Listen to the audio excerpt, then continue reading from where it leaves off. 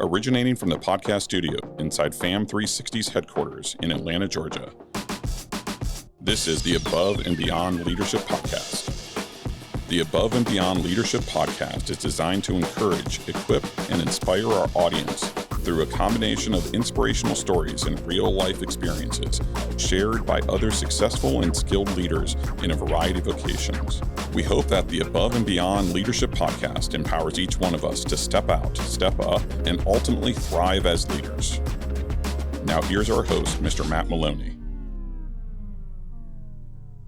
Hello, and welcome back to another episode of the Above and Beyond Leadership Podcast. I am your host, Mr. Matt Maloney. I'd like to start off with saying it is a privilege to have today's guests in studio with us. Before I reveal who she is, let me give a little bit of background on her. She is a wife and mother of one daughter, someone whose colleagues describe as kind, helpful, easy to talk to, and always eager to jump in and get the job done. A lady whose husband would describe her as bubbly and fun-loving, but with an unwavering internal drive to get stuff done, in her own words. A mom whose daughter would describe her as a rock, always available, a source of wisdom and good counsel. She joined the FAM 360 Alliance of Companies, our organization, 4 years ago in December of 2018. And she's someone that I would describe as gifted, a lady whose positivity and tenacity to conquer a task or goal helps elevate those around her to perform at their very best. And it's someone in our organization who won the highest distinction or highest award in our organization this past year. In fact, there was a unanimous vote of all the people that are responsible for voting for this award. She had a unanimous vote for her to win this award, and that's the FAM 360's Presidential Above and Beyond Leadership Award, which is again given one time per year, and it's given to the person that has gone above and beyond in our organization above all others, because we have a lot of great people in the company, but this person has gone above and beyond all others and how they both work, carry themselves, and help inspire others around them. So it's with great pride and joy that I get to introduce Ms. Sheryl Gray. Welcome to the show. Hey, thank you. Thank you for having me. You got your Georgia Red on today? Yes, I am. Go Dogs. Coming off a fresh win of the national championship. Oh my gosh, that was awesome. That was awesome. So just tell me about that real quick. Did you and your husband and family watch the game together? Did you go to a party? What did you do? No, we watched it. We watched it. We were at home shouting and yelling at the TV and everything. But no, we watched it. But no, it was great. So curious for a I'm a Florida State FSU alumni, and we're making strides to come back. So I'm really excited about that. But for a Georgia Bulldog, right? Third national championship, second, for back-to-back. Correct. First, I think this is their first 15-0 season ever. Yes, I believe. in the history of the college and the football team. What was just this season like for you? I mean, what were the expectations for you guys going into the season? You won the national championship last year, or Georgia did, and then coming in, I mean, did you think you'd do it again? It was like, oh my gosh, because it was like eight players that had graduated last year and went to the NFL, and it was like, Georgia's not going to do it. Georgia's not going to do it. Yeah. And it's like, just seeing that win, it was like, oh my gosh, they really did do it. Yeah. And the quarterback is like the story with Stetson him. Bennett. Not giving up. You know what I mean? Talking about not giving up. What a great story. Right. And so just, again, watching him, how he basically led that team to another victory was definitely awesome. Yeah. So. And there were so many doubters, and it's a great story, a backstory with him at 4 or 5 years old, his mother telling a story about how he was, doing calisthenics in the house, and she was like, "What are you doing?" He goes, "I'm training. I want to be a quarterback at Georgia one day." Right. And then he goes as a walk-on, then he leaves the team, then he comes back. Nobody gives him any credence to him being a potential starter. Yes. And then here he is. It was great story, great ending. I have to admit, I felt kind of bad for TCU. Yes. They ran through a buzzsaw. They sure did. Yeah. They sure did. Yeah. I'm so excited that you're here with me.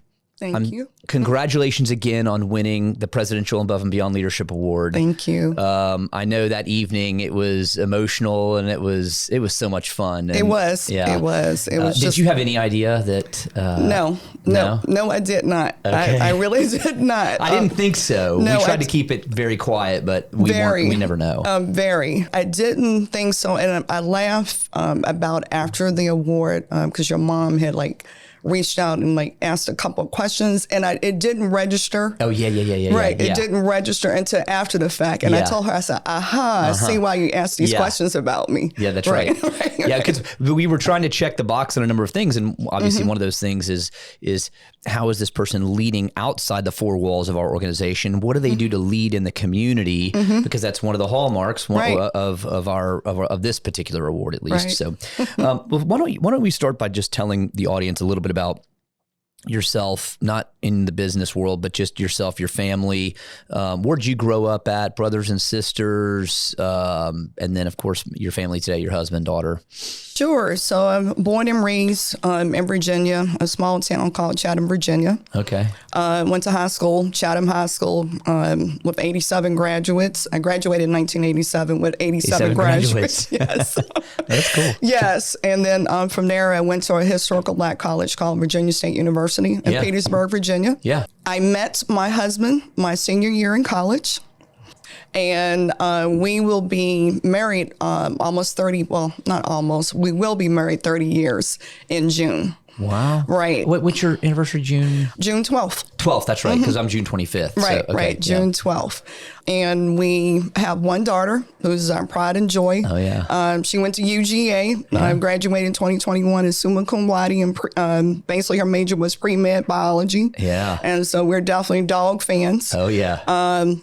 My parents are both, still living in Virginia. They retired, enjoying life. That's great. I have one brother that lives in Stockton, California. Okay. I have a host of, family. Basically, I always, laugh and always tell people I have 28 first cousins.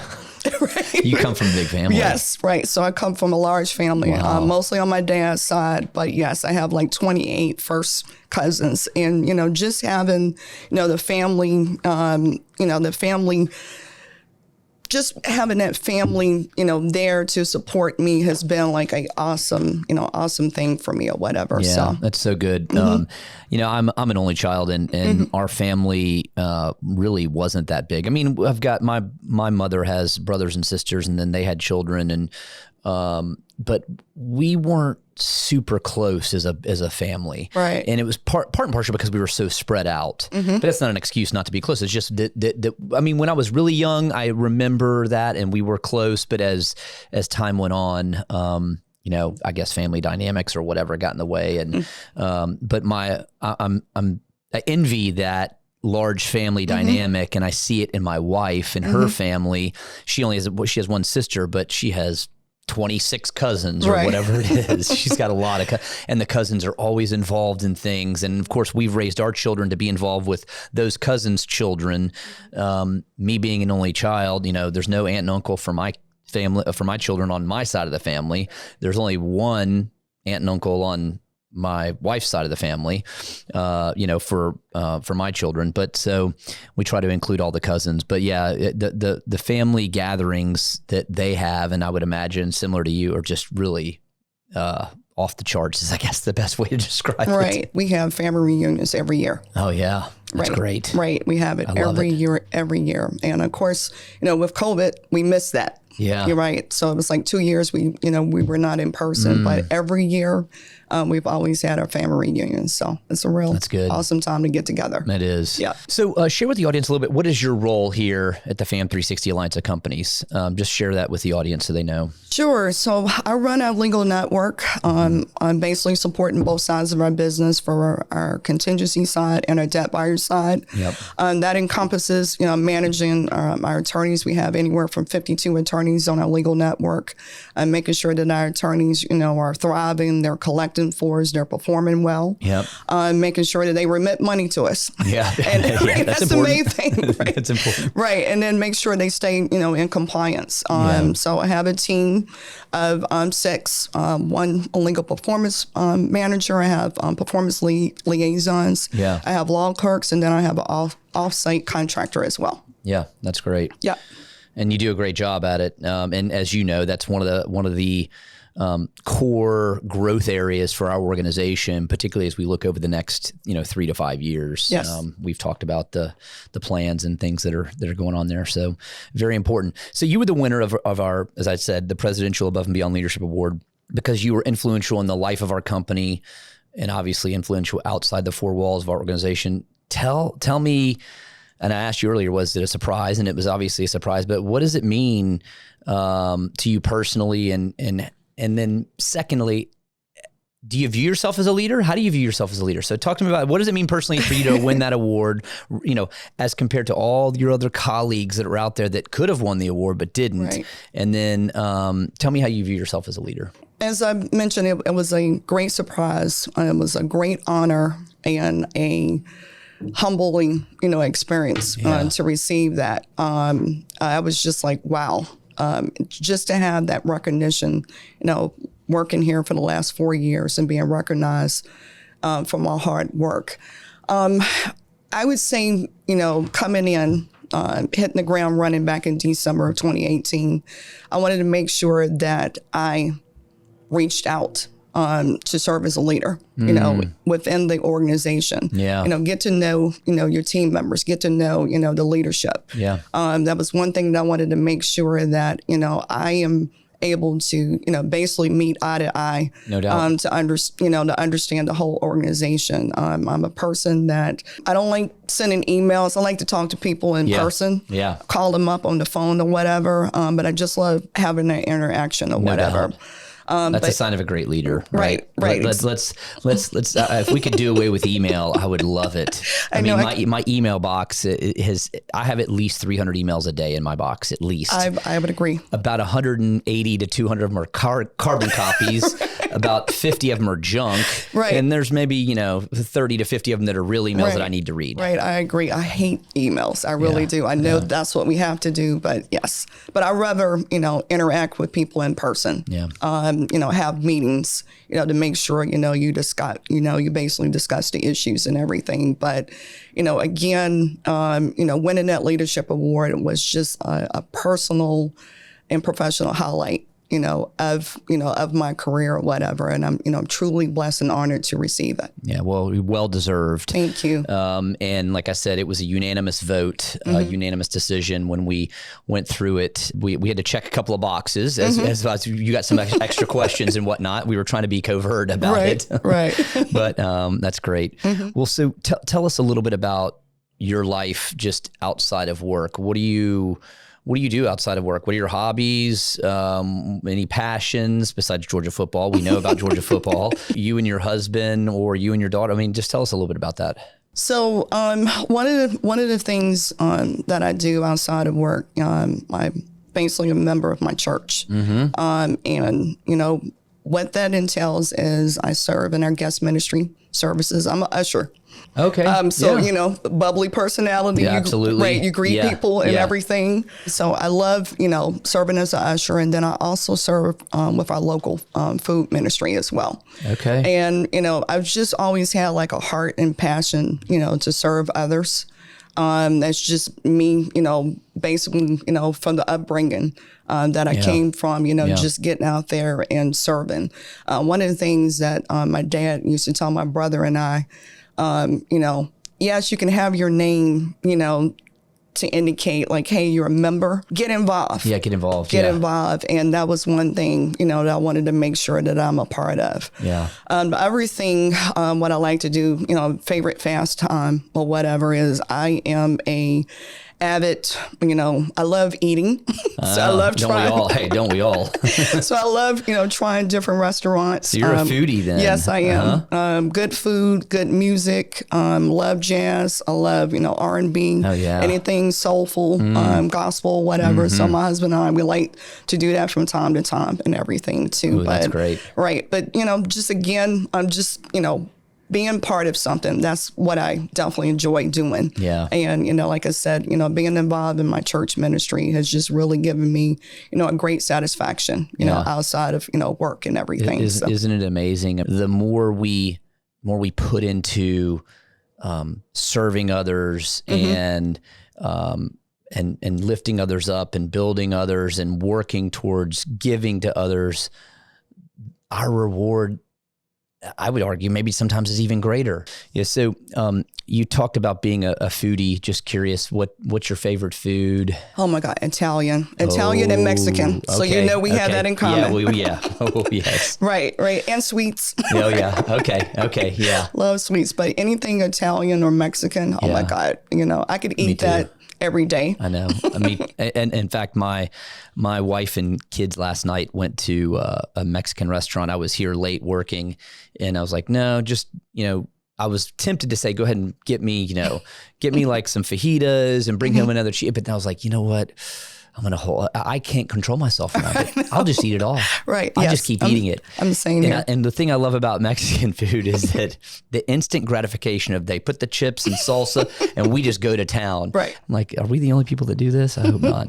That's great. So when you look and you think about leadership and you think about your own life and maybe it's a person, maybe it's a group of people that may have inspired you. Who do you admire as a leader or who set an example of leadership maybe in your life? And it could be actually, maybe we've had people say, well, here's an example of someone that set a bad example of leadership in my life, and therefore I went the opposite direction. It could be that too. But I would like to know, is there someone in your life or someone that maybe isn't personal to you, but maybe there's someone else that you admire as a leader, and then certainly as, maybe that's someone that's had an impact on your life? My parents. My parents are definitely has been an inspiration, in terms of leadership. Starting off, first of all, having that ground foundation of faith, of making sure that my brother and I, definitely made sure that we understood, the working of God, how God should be the center and the head of our lives. And then also too, for the fact they taught us how to be honest, how to be caring, how to have that hard work, work ethic. Amen to my that. My dad, served, and still presently serve today as a deacon and a trustee. And, growing up, he used to pull my brother and I into, helping him, do maintenance or whatever at the church. We would always, we always laugh about this, but we were like the first members to get there at the church, and we was always the last members to leave. And that's just like how he was basically teaching us about Mark of a servant, right there. Exactly, how to be, definitely involved. And then, my mom went back to school when she was, I guess, in her 50s. She got her degree in early childhood development. And, just for the fact that she was in her 50s to go back to school to do that was definitely awesome. And I remember going to her graduation ceremony, and I was like, yelling for her or whatever like that. And, just seeing her to do that.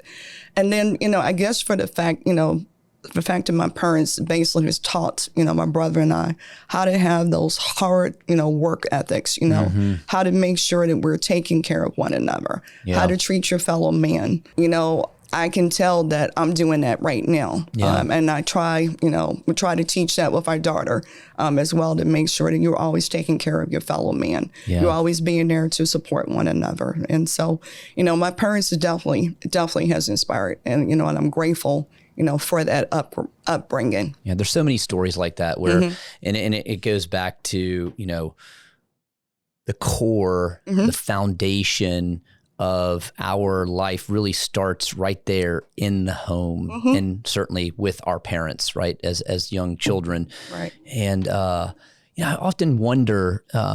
We see so much today of you hear a lot of people talk about, oh, this generation or that generation was the hardest working generation, or that was the greatest generation. And I often think, well, does every successive generation look back at the prior one and say that was the better generation? I don't know if they do or not. You know, seems like that's the case. But it has been seemingly challenging to find people that really have those values, right? In today's workforce. And I often wonder, I mean, not even knowing it, the things that my parents taught me intrinsically, without even saying it in some cases, but by action, by what they did, how they carried themselves, and it all was, it was all about, hey, we're going to work hard. Right. We are going to invest our time and energy to do what's right. And we're not going to, we're not going to have our hand out and ask for something unless we absolutely need it, of course. Right. But, and I just feel like that's lost, in some cases today, but that's great that your parents are that example of leadership. And I think that every parent, we hope that we are those parents. We hope that it's your daughter saying the same thing about you and your husband, or my children saying the same thing about my wife and I, right? Indeed. I mean, that is our greatest purpose as parents. So when you think of leaders today and you think of leadership, what are the most important attributes, do you think, in your opinion, the most important attributes or characteristics of successful leaders, and or what do you think is perhaps missing in leadership today? So as leaders, you have to make sure that you care. You have to show compassion, and you have to be patient. One of those things I've learned serving as a leader, here and with my former life is, making sure that, you're patient. Everyone cannot be you. Yeah. Everyone cannot be another Sheryl, and you got to understand that. And that's one thing that I've learned. You have to show patience and you have to care. Yeah. And one thing I noticed when you do that, your employees, your peers will respect you better. Yeah, no doubt. Right. They rally around you a little bit better. You're showing that. Right. You show that you care. Yeah. And I feel like, as leaders, what's lacking sometimes is just that, overall caring. I know, personally, once you care for your team members, that will always be remembered. Yeah. That will always go a long ways. And it's like one thing that I always try to make sure that I apply that, every day, how I interact with my team. I show that I care. Yep. I may not agree, with, everything of what, comes across or whatever, but I show that I care. I make sure that I'm, adaptable and, and I make sure that I listen to them. But the main point is caring. Yeah. As long as your team members understand that you care, they're going to do wonders for you. This really underscores for me, when you think about building teams of people in organizations or in sports teams or whatever, but in our organization, in the culture of the organization, you've heard me say this probably 100 times, we've got to know who we are and attract the kind of people that we want on our team, that we want us to be, right? That we want to be. And understanding the DNA of an organization. And, what you just said, like center of the dartboard, is exactly what we want our leaders to be in our organization, right? Patient, kind, caring, invested, right? Accountable, and all of those things. And that's so good. What piece of advice, thinking back on your whole life, and if you could go back and give your younger self a piece of personal or professional advice, what kind of advice would you give young Sheryl? I would tell young Sheryl is to take advantage of every opportunity that's given. Relax and don't stress. Mm-hmm. Sometimes that's hard. Oh, yeah, no doubt. Yeah. But, telling, the young Sheryl, that, I think about that, even now, sometimes or whatever, there's been other opportunities that I missed out on because I lacked confidence in myself. I mostly was scared and okay, I don't know if I want to do this. And I was scared about changing. Yeah. Right. And sometimes, even as, individual or leaders or whatever, we may be scared, of trying to, do something or make changes or whatever. Sure. But I would definitely, state to that young Sheryl, take advantage of every opportunity because you never know where that opportunity is going to lead. Yeah. Don't sell yourself short. Exactly. Right? Don't sell yourself short. Right. You're capable of more than you think you are. Yes, indeed. Right. Indeed. And that takes courage. Mm-hmm. That takes courage. You run a team of people. Mm-hmm. You're pouring out, right? Your heart, your soul, you're pouring out your energy, certainly your energy. I know many days you go home, you're exhausted. You just want to plop down on the couch and say, honey, I don't even want to talk to you. Right. I just want to stare at the TV or stare at the wall or stare at a book or just think, Right. I know I do that. Mm-hmm.